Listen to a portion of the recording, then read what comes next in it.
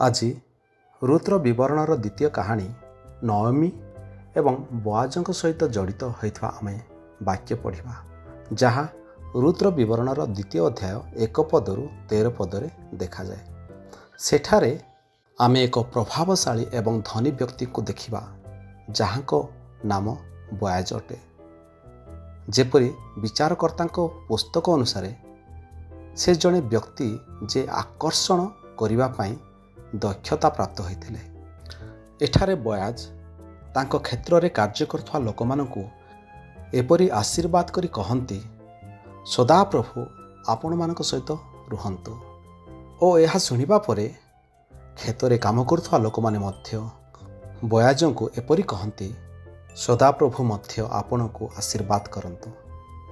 ଏଥିରେ ଆମେ ଗୋଟିଏ ବିଷୟ ଦେଖୁ, ବୋଆଜଙ୍କ କ୍ଷେତ୍ରରେ ଉଭୟ ମାଲିକ ଏବଂ ଶ୍ରମିକ ପରସ୍ପର ଆଶୀର୍ବାଦ ପାଉଥିଲେ ଏବଂ ବୋଆଜଙ୍କ କ୍ଷେତ୍ର ଲେବୀ ପୁସ୍ତକର 19 ଅଧ୍ୟାୟ ଅନୁସାରେ ଆତିଥ୍ୟର ଏକ ସ୍ଥାନ ଥିଲା, ଯାହା ଶସ୍ୟ ଅମଳ କରିବାକୁ ଆସୁଥିବା ଅପରିଚିତ ବ୍ୟକ୍ତି, ଅନାଥ ଏବଂ ବିଧବାମାନଙ୍କୁ ସ୍ୱାଗତ କରୁଥିଲା।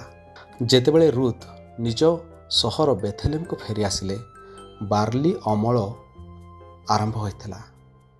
ଶ୍ରମିକମାନେ ଅମଳ କରିବା ପରେ ଅବଶିଷ୍ଟାଂଶ ଶସ୍ୟ ସଂଗ୍ରହ କରିବାକୁ କ୍ଷେତରେ ଥିବା ଲୋକମାନଙ୍କୁ ଅର୍ଥାତ୍ ରୁଥ୍ଙ୍କ ନିମନ୍ତେ ତାହା ଅମଳ କରିବା ପାଇଁ ଅନୁମତି ଦେଇଥିଲେ।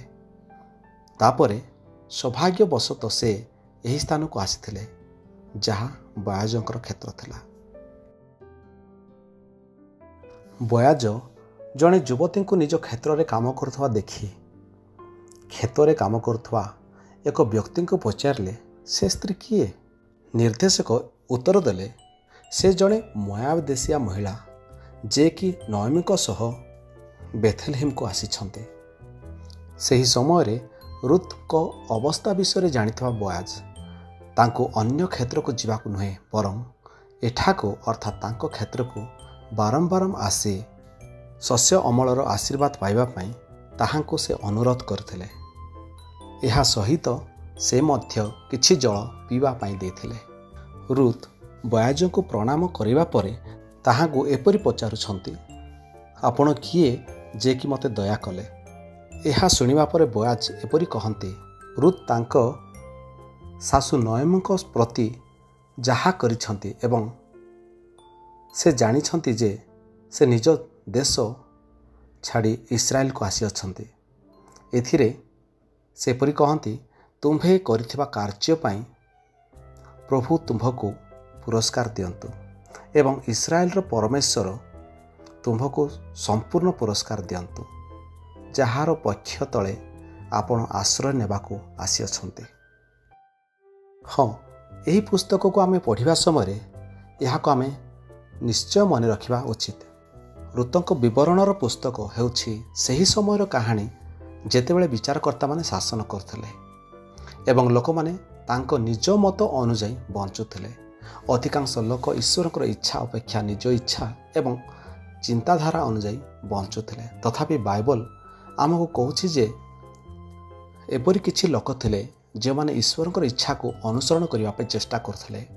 ସେମାନେ ଈଶ୍ୱରଙ୍କ ଠାରେ ପ୍ରାର୍ଥନା କରୁଥିଲେ, କିନ୍ତୁ ଅପରିଚିତ ଅନାଥ ବିଧବାମାନଙ୍କ ପାଇଁ ମଧ୍ୟ ସାହାଯ୍ୟ କରିବାକୁ ଅବହେଳା କରୁନଥିଲେ। ହଁ, ଶସ୍ୟ ଅମଳ ସମୟରେ ଇସ୍ରାଏଲୀୟମାନେ ଏହି ପୁସ୍ତକକୁ ବାରମ୍ବାର ପଢ଼ୁଥିଲେ। ଏଥିରୁ ବୋଧହୁଏ ସେମାନେ ସେମାନଙ୍କ ପୂର୍ବପୁରୁଷମାନଙ୍କୁ ସ୍ମରଣ କରୁଥିଲେ ଓ ସେମାନେ ପରମେଶ୍ୱରଙ୍କ ଦ୍ୱାରା ଦିଆଯାଇଥିବା ଦେଶରେ ବାସ କରୁଥିବା ସମୟରେ ପରସ୍ପରକୁ ସାହାଯ୍ୟ କରୁଥିଲେ। ଏହି ପୁସ୍ତକରୁ ଆମେ ଆଉ ଗୋଟିଏ ବିଷୟ ମନେ ରଖିବା ଏବଂ ଈଶ୍ୱରଙ୍କର ଅନୁସରଣ କରିବା ଏବଂ ଏକତ୍ର ତାହାଙ୍କରି ପ୍ରତିଜ୍ଞା ଅନୁସାରେ, ତାଙ୍କର ଇଚ୍ଛା ଅନୁସାରେ ପଡ଼ୋଶୀମାନଙ୍କୁ ସାହାଯ୍ୟ କରିବା ପାଇଁ ଆଗେଇ ଯିବା ଓ ପବିତ୍ର ଲୋକ ହୋଇ ଜୀବନ ବିତାଇବା। ପ୍ରଭୁ ଏହି ବାକ୍ୟରେ ଆମମାନଙ୍କୁ ଆଶୀର୍ବାଦ କରନ୍ତୁ।